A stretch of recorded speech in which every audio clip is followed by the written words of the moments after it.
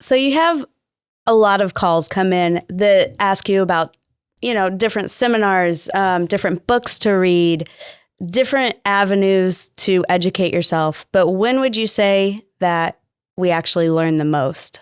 That is a great question.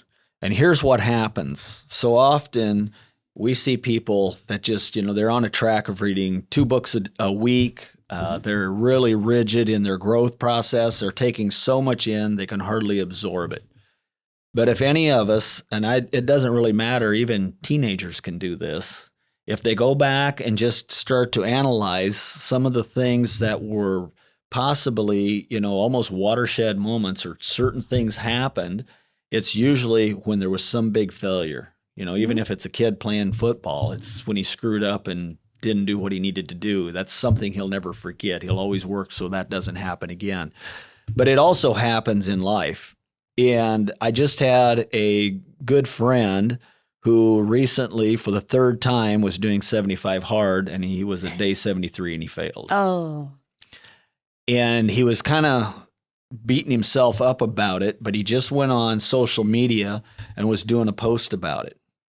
And my first response was, this is awesome, because he was so humble and transparent about his failure and where he was at. And anybody that's heard me speak much knows I talk a lot about being honest with yourself. Mm-hmm. Because if we're not honest with ourselves, we have no reference point on how to grow and how to become better.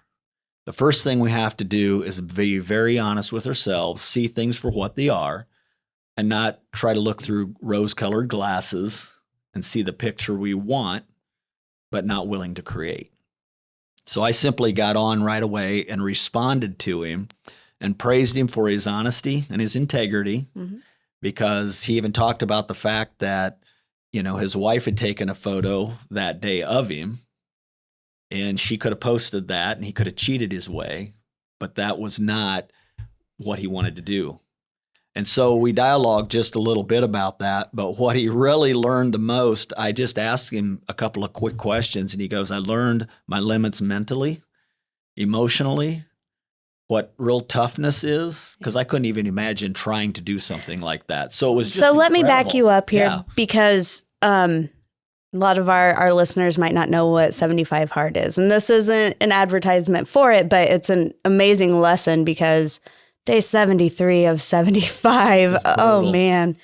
I've never done it. And I will say I've probably not felt the desire to do it because it's extremely difficult. But it's just a program where it involves really a lot of personal growth, a lot of like reading books, exercise twice a day, posting certain photos every day on social media, just to show your progress and to hold you accountable to it. So it's probably one of the toughest trainings that a civilian can do. So, and to mentally, to keep yourself honest, Right. Because there's nobody there telling you, okay, you forgot to post a picture today, you're done, start Right. over. But that's what it is. If you miss a day, one portion of the requirements, you're back at day one. And he just said, I'm not going to try it again.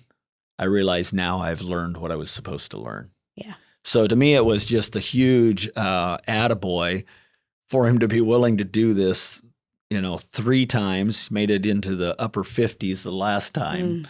And so what was so interesting was, though, how he learned so much about himself emotionally, mentally, and really the things that are far more important than any of the health attributes that he received from it. It had a lot to do with diet and things as well, but it's the challenge that I just have for anyone that's listening to this is you're going to learn the most when you fail. Don't ever look at a failure really as a failure, because it's not even a fair word to use. That's how much I believe in that. I'm sitting here today doing the things I do because of all the things I screwed up.